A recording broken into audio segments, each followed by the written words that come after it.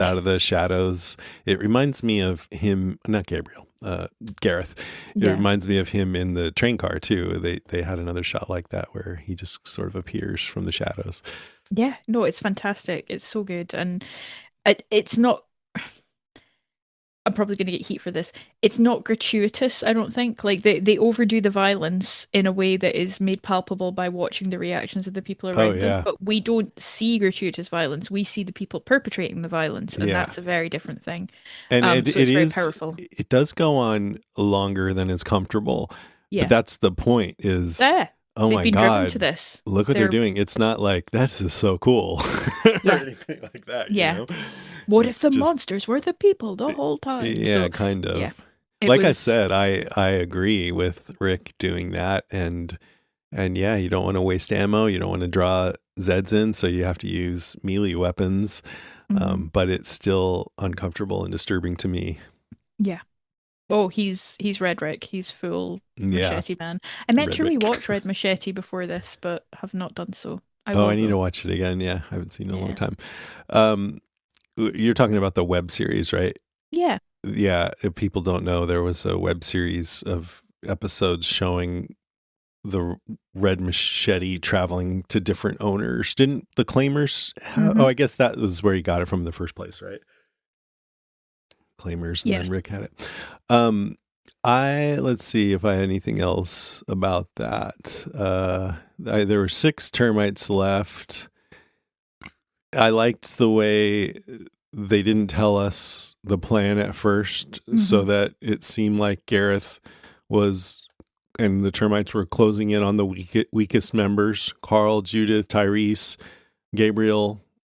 Carl's the strongest of those, I Yeah, would he say. was. And he was standing up there like, yep, I Yeah. am the strongest here. But then in hindsight, Rick sure waited a long time to take that first shot. What if the termites had just stopped firing through the doors? You know, it's for Right? dramatic I was tension, like, but you I was better, like, are you going to do Rick. something or what? Rick's like, oh, or like, no, just like fucking Oh, shoot we them, got please. distracted. What's going Yeah. on? But yeah, just the brutality of it stands out to me, and the animalistic vibe to it. Mm. But and then when, as you said, Michonne reclaims her sword, she looks not happy about it, heavy-hearted. She already said last week she's glad not to have it. It reminds her of the time before she, rediscovered life basically with her friends, and so. But I think it was a heavy heart, but also realizing, yeah, I'm going to need this sometimes. Clearly. Well, that scene with her and Gabriel at the end, she has no fucks left to give. Like she's so short with him. Like he's looking for kind of empathy from her in a way, or to give empathy to her. He's talking about I still hear them, and Michonne's just like, yeah, that won't stop. Like she's I so. didn't read it that way. I thought Did she you was being not? empathetic. Yeah, I thought Did you she think? was I thought she was saying, shutting him down a little bit. I thought she was just trying to be real with him, but I don't know. Interesting. I To mean, watch it again. we'll have to ask Gabe. How did it feel, Gabriel? Did it feel like Right. she Did was you being feel nice, or like supported she was there? being? Did you feel held in that moment? Like Or dismissed? or Or dismissed? like she said, you're fucked. Were you silent or No, were I you thought she was trying silenced? to relate to him. Like, yeah, I have that too. And Mm, it's just, this is the way it's going to be. Um, interesting. okay, I want to do a Rick Grimes soul check. My Oh last point God. here. Yeah. Because when in the church he has them all lay down their weapons and kneel before him, I like how he went up to the front like he's some dark preacher or something. It's so twisted, Oh yes. And Yeah. Gareth tells an abbreviated version of his whole story. He can't even say the parts that are the most traumatic, but he's like, we Mhm. used to help people, we saved people, things changed. They came in and and then Yeah. after that, and he can't even say it. And it just reminds me of, I think, the point of the termites. It's about this cycle of violence and how hmm Gareth was peaceful, but he underwent a trauma and he became this violent person and lost compassion for humanity. And now he did something bad to Rick, and it kind of changed Rick, It's not the as much, but a cycle. little bit, and made him less trusting and more brutal. And I don't blame him. I think he did the right thing. But it's about whether you can keep your humanity and your soul after these things happen. That, yeah, you need to deal with threats, but can you still have a sense of scale, like what level of reaction fits which offense, Yeah. not like, oh, somebody did something, I don't trust them, kill him, but just keep compassion for people who are innocent or not as bad. When Gareth says, I know that you've been out there, but I can see it. You don't even know what it is to be hungry. I thought he was just kind of saying, if you went through what we went through, you would be like us. Mm-hmm. Rick has been hungry, but he hasn't been tortured and all the things that Yeah. the termites went through. Then later, Bob touches on this theme of what this is doing to Rick. He thanks him, which is really nice of him That's a to do lovely scene. on his own deathbed. And he says, before the prison, I didn't know if there were any good people left. I didn't know if anybody was left. You took me in because you took people in. It was you, man. What I said yesterday, I ain't revising it, even in the light of current events. Nightmares end. They shouldn't end who you are.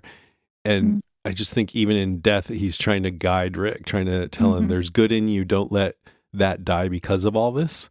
Absolutely. And I think some of the listeners think all that is poppycock and that Rick is just a hero through and through and it's black and white.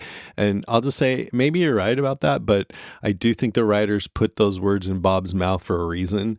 Yeah, They made it definitely. a question of the show at this point, whether Rick is losing his humanity. And we're supposed to be thinking about that. Otherwise, why have Say it. this brutal scene and then have Bob give that speech afterwards, Yeah. No, I think this season is some of the darkest Rick goes.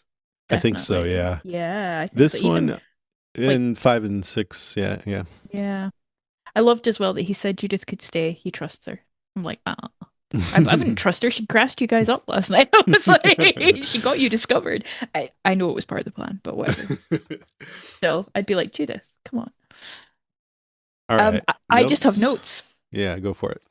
When Sasha's out looking for Bob, they do a cool thing where she's looking through a lens and there's a jump scare that always gets me. And we also see the marks on trees to show that they're being hunted. Um, Is that what there that was is? I forgot. there's a line on some of them, and Yeah, then I other know that. ones have Yeah, I've a seen that. I just yeah. didn't know what it meant. Gabriel's really reluctant to tell Rick how close the school is. It's a 10-minute walk, but he's really reluctant to stay because he doesn't want trouble. Mm. Um, we get a nice mention of Jim when they're talking about Bob and his prospects, and Glenn says Jim lasted almost 2 days before we left Yeah, him, which is a nice thing back I to the think show's that was history. mostly. I always love it when they refer to earlier characters, especially ones long forgotten that we don't hear much about, but mostly just to remind the viewers that, hey, sometimes it can take a long time. So if you are bitching about how long it's taking, shut up. Yeah. Maybe not quite that aggressive, but just remember that it's okay, that sometimes it takes longer. So we're going to have an episode here with Bob where it takes longer too.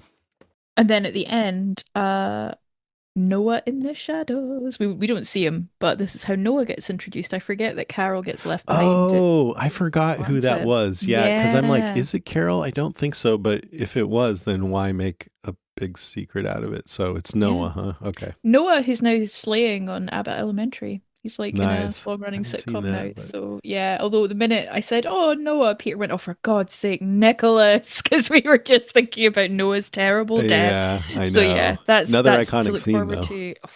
Revolving door. Do you think about it every time you go? I think about it every time I go through a Yes, revolving door. I I'm like, think oh so. no. Even sometimes when I'm not. What's his name? Tyler James something. Tyler James Williams. Tyler James Williams, super cool guy. Did a bunch of panels with him. He was also Everybody Hates Chris. He was the star Oh, of that show amazing. sitcom. He's great. Chris Rock. Yeah, so good. Mm. I'm looking forward to having him on the cast again for quite a short period of time, but yeah. Yeah, I know. Good guy. That's me apart from IMDb and timeline. Let's see. I just when Michonne's walking towards whatever's rustling around in the bushes, and then Daryl comes out, I'm like, maybe you should have come up the front path. Yeah. Just don't rustle around in the bushes at night. Daryl Like doesn't that. help himself sometimes. It's like, Daryl, do you have to gut that squirrel on the front porch? He's like, "Mm," and I'm like, okay, never mind, never mind. All right, you got some trivia. Yeah, so timeline. This is day 532 into 533, so we go through a night. So it's February 7th to 8th. Part of Slab Town and most of the episode consumed take place on February the 8th, which is day 533. This is 1 week and a couple of days after the prison fell, so a lot has happened. Yeah. In terms of IMDb, in an interview, or I assume in an interview, because they just say Andrew Lincoln describes this episode as astonishingly brutal and uncompromising. Yep. Yes. It's a good way to describe Um, it. Father Gabriel's church is St. Sarah's Episcopal Church. Now, I want to know who St. Sarah was. So, St. Sarah is the patron saint of laughter. She was the wife of Abraham, who reportedly lived to be 127 years old. At age 90, having never had a child, she was visited by an angel who told Sarah that she would bear a son named Isaac. His name means laughter because she laughed at the prospect of motherhood at such an advanced age. Well, I mean, 90. I'd be a bit pissed off, to be honest. Episode 3 introduces new director Jeffrey F. January. There's a long point about the verses that are listed on the board in the church, but I'm going to plug our last episode with Dodie where we went into these verses in a bit of detail. So, yeah, go back and listen if you haven't. We You got were some right. compliments about Dodie being on too, which is great. Dodie's great. The church structure that plays a prominent role during the first half of season 5 was not a real church. It was built from the ground up and then aged to look appropriately worn and real. In the DVD extras, it is explained that a new structure would be built instead of filming in a practical church location due to the brutal and bloody events that would have to be filmed there that in makes four walls sense. and a roof. So Maggie's right. She's like, no, this Yeah. is just a set. It's just Lauren Cohen breaking the fourth wall. She's like, no, it's not really a church. Those aren't really zombies. It's fine. They were quite certain that no actual church would allow for those actions to be simulated on their grounds. Would you even want to ask? I don't know. It'd be kind of. I mean, I'd be afraid. it's interesting because there's a scene in 28 years later that looks damn like a real church, like a real one. So I'm wondering, maybe in Scotland we're just more free and easy about who can film disgusting things in our churches. Yeah. By contrast, the town of Alexandria, which plays a similarly prominent role, is not only a real community, Sonoy, Georgia, but the development used for filming has a codicil in its charter that its residents have to allow movies and TV shows to be filmed there. I wonder if that's still true now that it's all over. I don't know. Yeah, I wonder about that. As we've mentioned in the comic books, it is Dale who has his leg amputated and eaten, not Bob. He is killed by Andrea in the comics, not Tyrese. So quite a lot of trivia for this episode. People were into sharing it.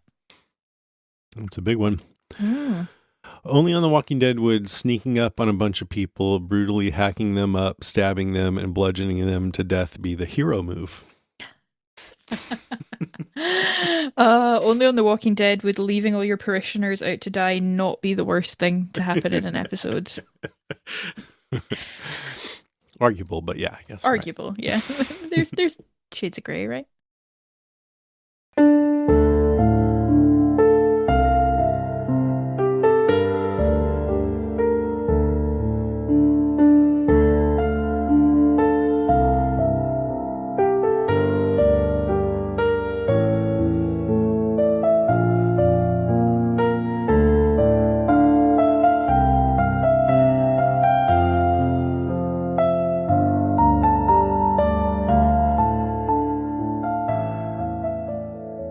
Okay, we're back. It's time for some listener moans, groans, and grunts.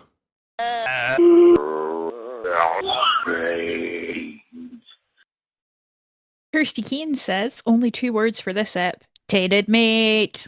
Yes. Tainted meat. Tainted meat. Megan Dively Lehman says, I remember watching this live and getting that incredibly sunken feeling when we watched our heroes go off one direction and then the bad guys came sneaking in. And then all of a sudden you saw the team family security crew silently sneaking back in, knees bent, fight posture, weapons up. And it was like, yes, this is on. I think my copy was too dark to see it. I didn't know what the hell was going on.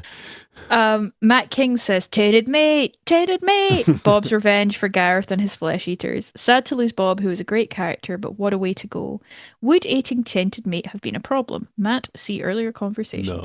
No. The executions of Gareth and friends in the church was quite chilling, but thoroughly deserved in this case. I agree. Grippy Dabalino says, if ever there was a villain that was way too short-lived, it was Gareth. And maybe season 3's Thomas. Oh, Tomas. Tomas, yeah. That was machete to the face. Sorry, that was the original. I mean, there's Machetes to Seen a many couple. faces. Many machetes, many faces. Do we ever see Rick demonstrate his aiming skills like that ever again? Not that I remember. Shooting No. off 2 out of 5 fingers on Gareth's hand when he's pointing to the locker door. Part of me wanted to see Martin and the crew bite it and then watch Gareth limp off into the woods only to be heard screaming and eaten by walkers. The ultimate Yeah. irony. Oh, yeah, he needed to be eaten. Maybe they can Mm. still eat him. How did Father Gabriel dig enough graves to bury them bones? With what tools? You think characters at some point would give tips on grace digging and having their preferred shovel, seeing how many they have to dig time and time again. We didn't want to waste the bullets. So I was thinking about this, Grippy, because this brings up a bigger Walking Dead question I have, which is sometimes you just get bit and sometimes you get ate. Yeah, Laurie got fully ate, apparently. And all right. of Gabe's Fully. parishioners maybe got bit because one of them ended up back at the food bank. Like, I don't know. It confused me because I'm the same as you. I was like, would there not have been bodies and carcasses and stuff? And I don't see Father Gabriel burying them himself. I don't think he'd have it in him. That's what So he said yeah, he did. I'm He said he intrigued. buried him. Did he? Hmm. Hmm.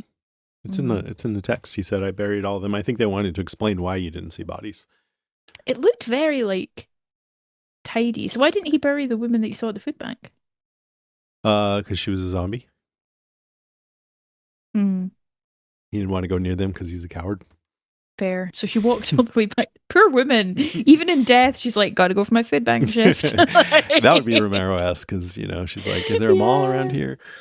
Mm. Danielle Dement Yost says, so, you know how we've talked about how someone might be appealing in the context of a fictional TV show who you wouldn't necessarily want anything to do with in real life. Mm-hmm. ... Rick is insanely hot in this episode. We're getting into a really excellent Rick Grimes era now. He's strong and determined and doesn't take any shit, and it all just works. He's so very fine. So do we think Tyrese thought Martin was dead or straight up lied to Carol? I love how supremely judgmental and hypocritical Father Gabriel is during this time too. He literally locked himself into the church while his parishioners clawed at the door and had time to carve a warning in the side of the building before they were eaten, and he blames our group for insulting the sanctity of the church. I remember theorizing about who Daryl was talking to at the end. Very mysterious.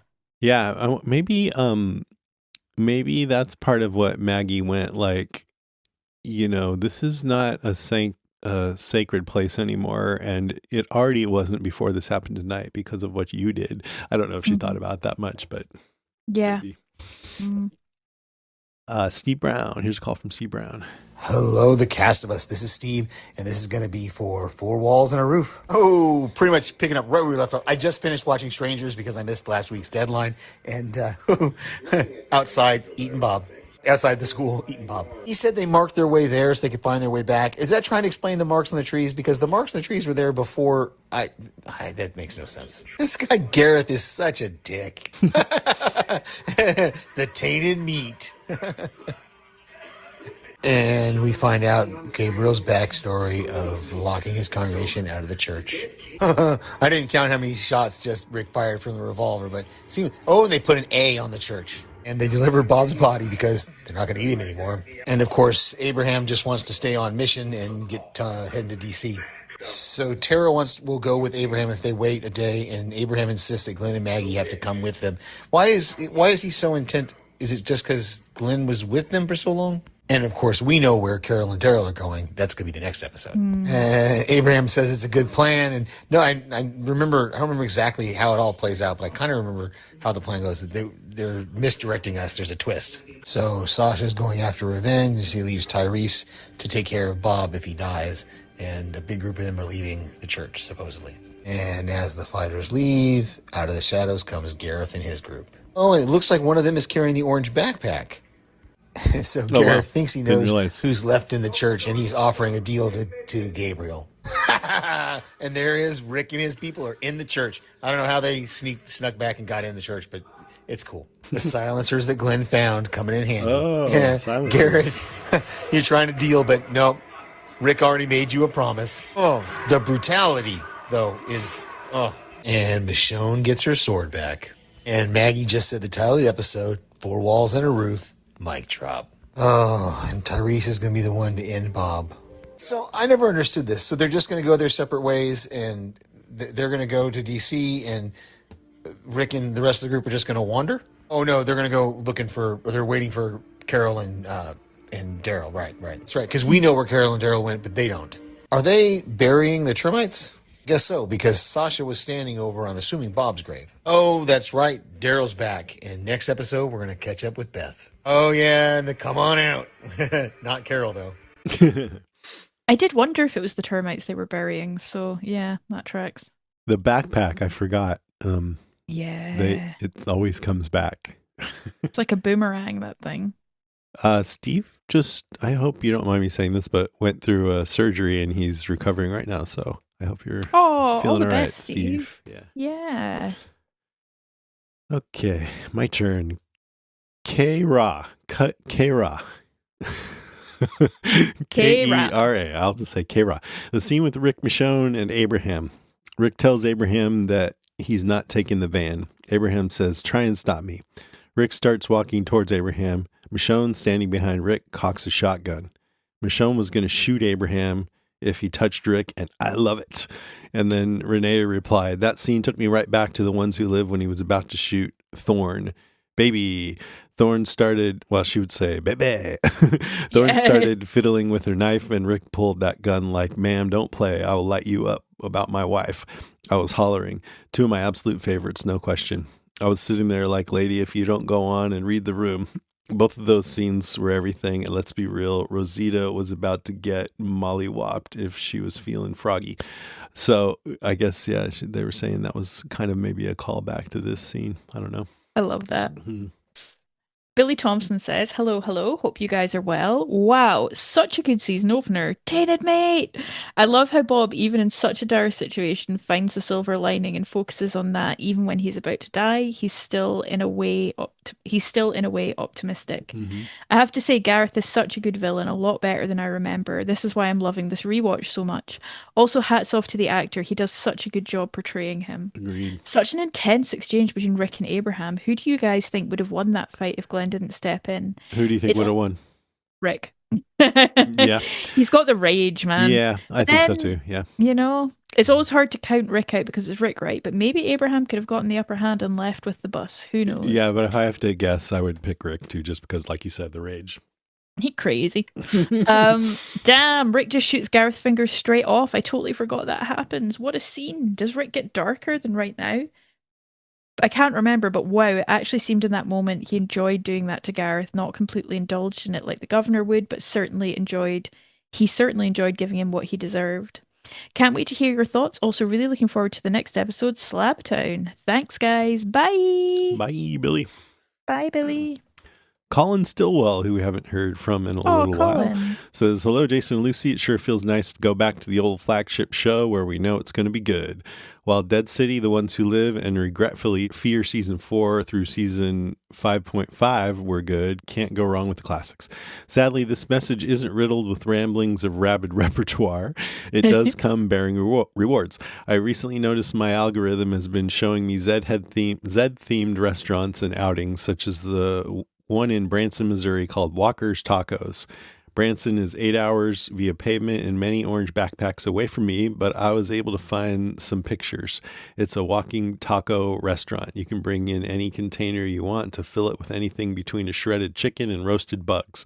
So any Zed heads around Branson or any that feel like a road trip, give it a go, or give it a goog. Looks fantastic." Cool. Amazing. Walker Tacos. Anyway, we're on to my favorite season of The Walking Dead, and by favorite, I mean the most hours spent rewatching anything in my life. It's the only season I still have the collector's DVD for, and when I reluctantly had to stop drinking last year, I couldn't afford Wi-Fi, so I dusted off the old Dixon video device player. DVD. Amazing. And I watched that every night for 8 of the 14 months I've been sober. It truly is my comfort watch. And last season's Bob's struggles really played out as well as you'd think for a recovering alcoholic. Oh, that's good. A year ago, I was listening to you guys cover Better Angels in the hospital, and I kept the pod on for the 4 days I was in there. So thanks for all y'all do. And as I said, I've attached pictures of Walker's Tacos in Branson, Missouri, and a couple pictures of my Maine Coon kitten on my stepdad's blanket the day I got mine, and my son's foam Lucille bats in the mail. Hold on, let me Oh. see if I can find that. Sending you so much good Colin. wishes, Colin. Recovery is hard. You're doing incredibly well. Yeah. Okay, here is the tacos and all Ooh. the spin the wheel for earthworm jerky, Oh, that's jungle bugs, amazing. and here's a kitty cat Oh with the bat. no. Oh my god, get that bat away from that kitty. Barbed She's bat. adorable. No. Oh, this is the Walker's best. a walking taco Walking experience. taco Nice. experience. That's brilliant. I love that. Oh my god. Please visit it for me, people who are nearby. All right, here's a call from Renee. See what she thinks. Hi, Jason. Hi, Lucy. Renee. So I just want to piggyback on my voicemail that I left last week. So I realized this is a fictional show about fictional characters, and we're talking about the characters, not the actors. And I get it. A character can be evil and still be loved. Negan. You know, when Danielle and I were on the podcast together, and she talked about how she felt about people making fun of Judith pertaining to Rick not being her father. She said it bothers her when people say Shane is her father and not Rick, even though Rick considers Judith to be his own. And even though she's fictional, it still hit her on a deeper level. That's how I feel about Garrett. I know he's fictional too, but something about him triggers me. And I realize it's the way they herded people in like cattle. Yeah. It reminded me of how enslaved black people were herded in like cattle. And watching that, it hit me different. And now that I'm older, certain scenes just land heavier than they used to. Just like she didn't like when folks joked about Judith not belonging to Rick. That's how I feel about the cannibals. I don't like the symbolism behind it, because I feel it has racial undertones. We don't have to agree, but I just want you guys to see where I'm coming from. Now, I agree with what y'all said last week. You can't, Well, I don't know if you're finished with that topic, but my question to you, Renee, is do you think the show should just have not had Gareth in it at all?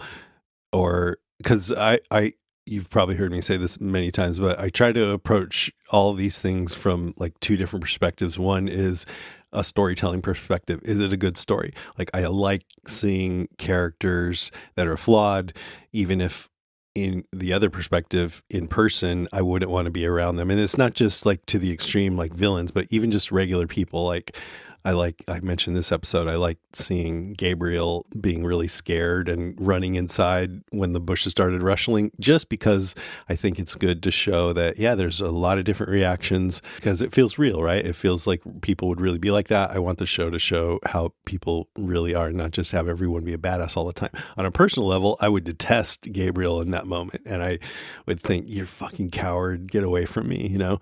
So there's those two different perspectives. Me personally, with Gareth, he's an evil person, and I think he deserved to be killed. I wouldn't want to have anything to do with him. But on a storytelling level, I think he's great in the show. But I think based on what you just said about how it evokes that imagery, then I'm thinking differently about it. Like, oh, maybe even on a storytelling level, it's not great, or maybe for you, it's not great, you know? So I'm really curious I'm genuinely asking about that. Like, maybe you just think they shouldn't have had him in the show at all.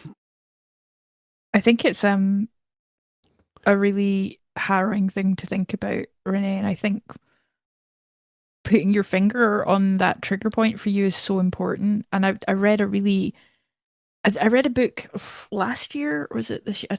I remember I read it all in one train journey, and it was by this writer called Saidiya Hartman, and it was called Lose Your Mother, and it's this like, it's kind of a thought experiment, kind of a historical book, and it's talking about the afterlives of slavery, but using it through really visceral descriptions of basically exactly what you're talking about, which is the way that people were herded and the way that structures and violence against bodies was used. And I hadn't thought of it this way. And I can completely see why that would be as triggering as it is. And yeah, it's given me something to think about in terms of rewatching this and the way that the people are herded and treated at Terminus. I think I've heard people bring it up in relation to Michonne. the way people Michonne, Mm. yeah, and in terms of Terminus, the way people were treated in concentration camps as Hmm. well. But I've never thought about those two kind of direct links there, and that's something to really consider. So thank you for sharing that with us. Yeah. Thanks for sharing that. Let's hear what else she had to say. You guys can't tolerate certain movies now. And for me, the cannibal stuff is just too graphic and Mm. too symbolic. Mm, I've seen the movie Alive and I mm, read the book. And I get it. They did what they had to do to stay alive. But they were clearly conflicted about it. But Garrett and his crew, they were just eating folks because they chose to. I mhm, despise those cannibals. Garrett, maybe we'll just keep the kid. Sir, you really want to eat a baby. You're insane in the membrane. And the way they call Michonne and Carol bees, it's like, seriously, they gave sexist and racist vibes to me. mm. Stupidity is a gift from God, but one mustn't use it. And those cannibals, they definitely misused it to the fullest. And I love that for them. And it's like, Garrett, how dare you say Rick and the crew don't know what it feels like to be hungry? That man has 2 children, and one of them is a teething, hungry, crying baby. It's like, sir, have several seats. Now, let me tell you something about Ricky Dicky. Do not grinds, baby. Do not play with Rick. That man was so smooth in this episode when he told Abraham, "You're not taking the bus." And Abraham said, "Try to stop me." He paused. Man, he started walking, and his wife was standing behind him with her gun on ready, set, go. I was like, "Yes, baby, that's my type." Can we say sexy? That man has swagger off the chart. His swagger is, when I say swaggerlicious, that scene reminds me of the scene in The Ones Who Live when he was about to shoot Thorn. Thorn was fiddling with her knife, and Rick pulled his gun out. He's like, "Ma'am, don't play me, baby. I will light your ass up about my wife." Like, those two scenes are absolutely my favorite ever. Abraham, Thorn, nor Rosita did not want that smoke. Period. And I love that Abraham and Rick became best friends. It's like gangster recognized gangster. Baby, let me tell you something. Abraham was going to give Rick a run for his money. But Rick Grimes is like the Energizer Bunny. He may take a licking, but he going to keep on ticking. And I love how that man loves on his children, how affectionate he is with the group, and how he just held Bob's hand. That man is so kind and loving. As long as you don't mess with him or his family, you're good. Now, Rick, Michonne, Abraham, Sasha, they all killed the cannibals, just like they all killed the saviors. But Rick is the only one who catches all the slack. It's like, Rick did this, Rick did that. No, they all did this and they all did that. Rick is not a dictator. Had they tried to stop him, he would have listened, just like he did when Glenn said, "It is not your call. We are going with Abraham." And he backed down. That man listened. Everybody has blood on their hands, including Father Gabriel. However, people hold him to a higher standard because he's a minister. But at the end of the day, they're all human, and I'm happy that Michonne showed him some grace and told him it will never go away, but it will get better. And it's like toodaloo to those disgusting cannibals. Machete to the head. Rest in peace, Bob. You were too good for this world. Peace and love. Bye. Was too good. Bye, Renee. Oofed. Um, Andy Fisher says, "I love this episode. Every single thing in it. The tension is unbelievable. The look is unbelievable. The Walking Dead heroes in this echoey, grimy, dark church/shack loading ammo. Bob, I'm so sad that you left. Your character was just getting started. One of my favorite scenes in all of The Walking Dead was you in the episode Alone, where you lay down on top of the truck, your face emotionless, staring at the sky as the zombies swarm below you. And the ultimate FU scream of revenge. You eating tainted meat. Tainted meat. Demented forever, Bob. Check him out in the great movie Cecil B. Demented. I love the scene where they Scooby Doo the termites, flip a Yui, and return to massacre them in the church. Gareth, you were awesome too. Jason, didn't you call Gareth the best metrosexual villain in The Walking Dead? But that termite philosophy of fuck everybody else, we're taking care of ourselves, I see myself falling into that worldview during my bad times. Us first, always painted on the walls of the Terminus Auschwitz booty room filled with the shoes and weapons piled high. I believe this scene in Terminus with Carol creeping through is inspired by actual pictures taken inside of Auschwitz at the end of the war. Mm. I think Dark Rick went into overdrive after the prison collapsed and after the Claimers tried to rape and kill them after the pig trough of death at Terminus. You can really see it in Rick's eyes here. No fucks left to give as he chops up Gareth over and over. The conversation between Father Gabriel and Maggie, but this is a church. No, it's just four walls and a roof. Writing and acting doesn't get better than that. I wonder where this line came from. Jason, I can still remember from your initial podcast on The Walking Dead how you spoke about how the other characters witnessing the massacre reacted to it shocked, disgusted, despairing.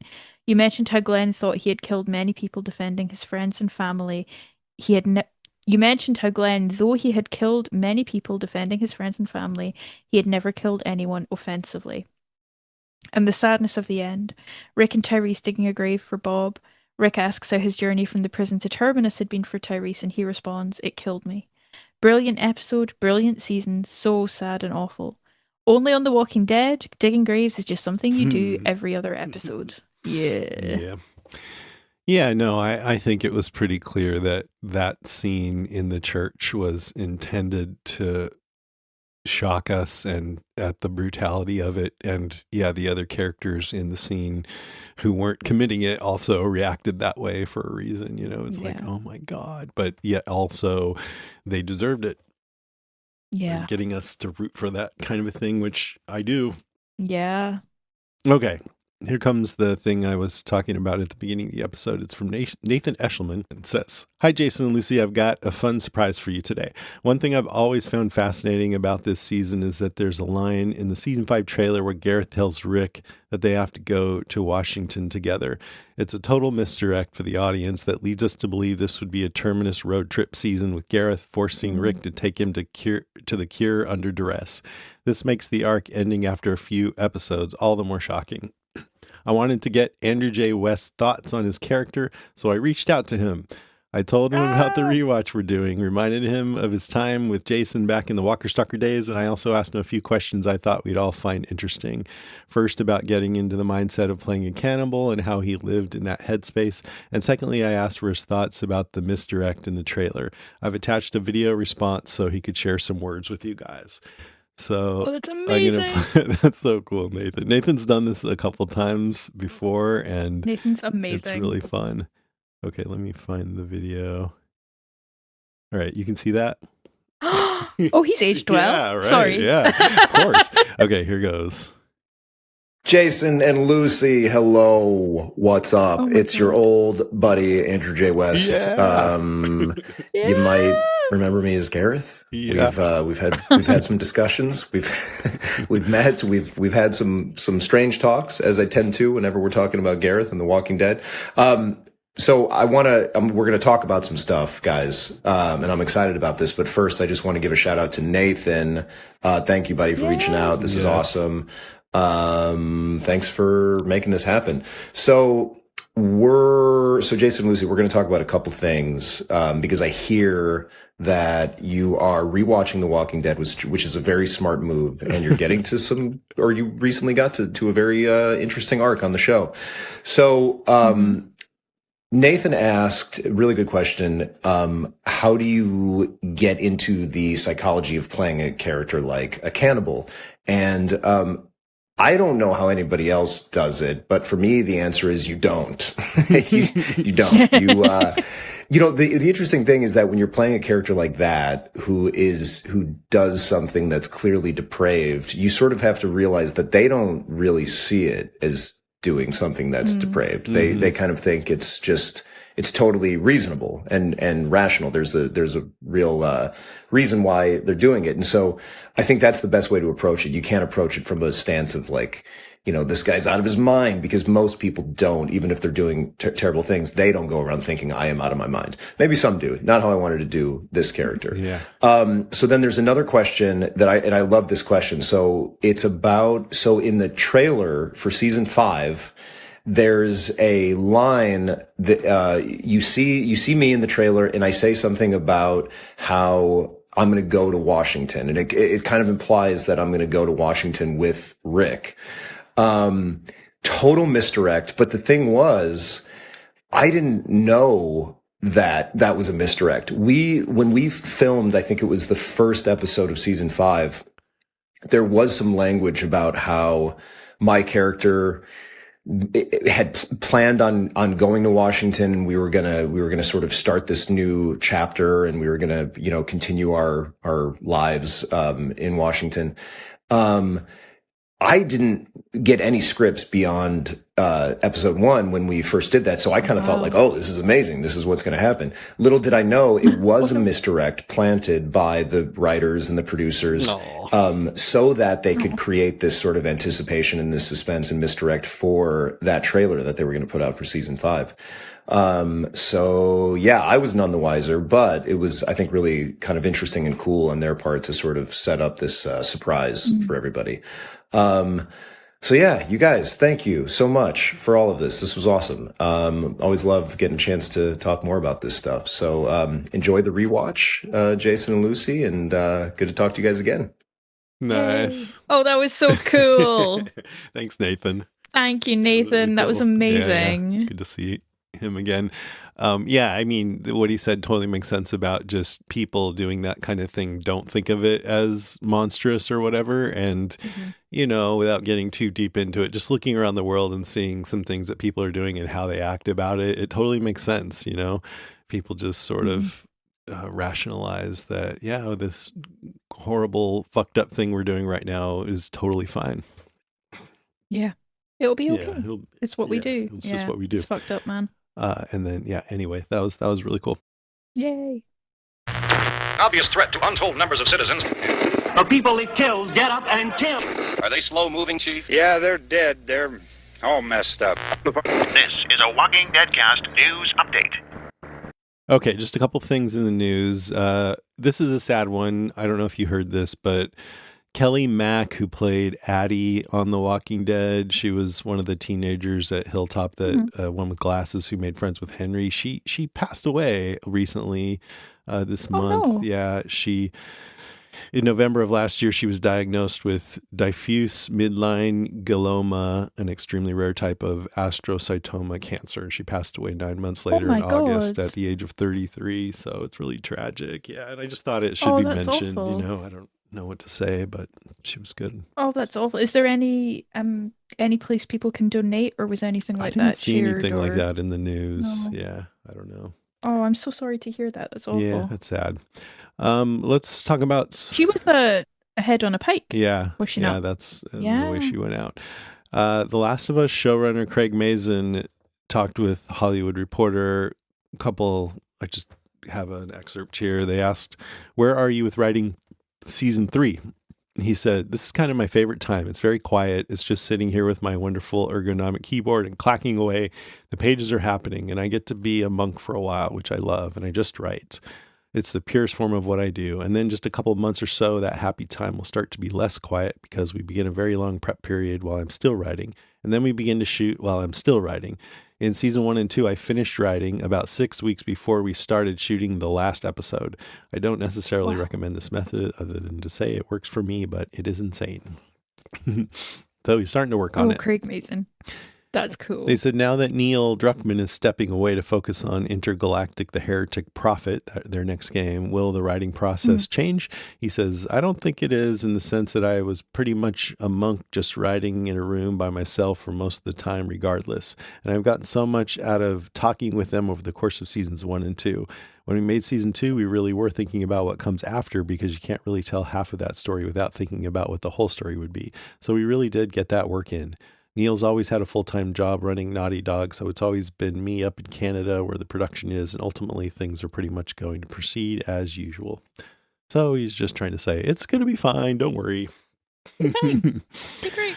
And one last thing, they said, since the second season only covered the first half of the second video game, what will the pacing and episode count be like for this next installment and beyond? He says, "We're kind of fiddling around with that. It's just a little bit of a trade secret at the moment, but I will say that season 3 will be longer than season 2. Season 3 will be more on par with season 1, more bang for the buck." Interesting. Yeah. Cool. And then last, Bella Ramsey talked with Hollywood Reporter. Bella Ramsey, of course, who plays Ellie on The Last of Us. I'm just going to read from the article. It says, while appearing on the Awardist podcast, Ramsey, who is non-binary and uses they, them pronouns, was asked to share their reactions to the show's, quote, louder critics. They then admitted that they ultimately tried to steer clear from the show's haters.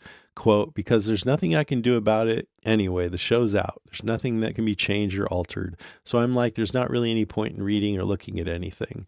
People are, of course, entitled to their opinions, but it doesn't affect the show. It doesn't affect how the show continues or anything in any way. They're very separate things to me. So no, I just don't really engage. Ramsey went on to tell the show's critics that they don't need to tune in to upcoming season 3. Quote, you don't have to watch it. If you hate it that much, the game exists. You can just play the game again, they said. If you do want to watch it, I hope you enjoy it. It's wise words. Yeah, I'm glad. I mean, there's so much polarity around that show, and it's bizarre. crazy. Yeah, it's crazy. I thought it was great. Following the success of season 1, fans pointed out that Ramsey's physical appearance did not live up to the character's unrealistic metamorphosis in the video games. Due to the online backlash, Ramsey deactivated their social media accounts. Quote, I always knew that I'd deactivate it one day, and I never even really wanted to have social media in the first place. It wasn't like this big dramatic thing, but there was an element of it that was thinking about the show coming out for season 2. If I just avoid Twitter and Reddit, which now I'm doing, then everything's totally fine. Good for you. Yeah. Yeah.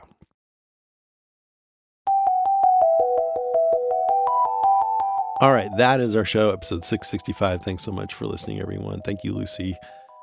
Hope you feel better. It's fun to be here. Yeah, me too. You will. Yeah, for episode 666, I definitely will. Yeah, that's going to be a real pick-me-up. And that's going to be, we're taking our break, by the way, because Daryl's coming out September 7th. So next episode is going to be The Walking Dead, Daryl Dixon, Costa de Morte, which means the cost of the mortgage. That really made me laugh. It's like Anchorman, San Diego, which means a whale's vagina. If you want to write in or leave us a voice message in English or Spanish about it, you can find all our contact information at podcastica.com. I dare you, leave one in Spanish. Oh my God. We'll be like, see. We're like, okay, whatever. Okay.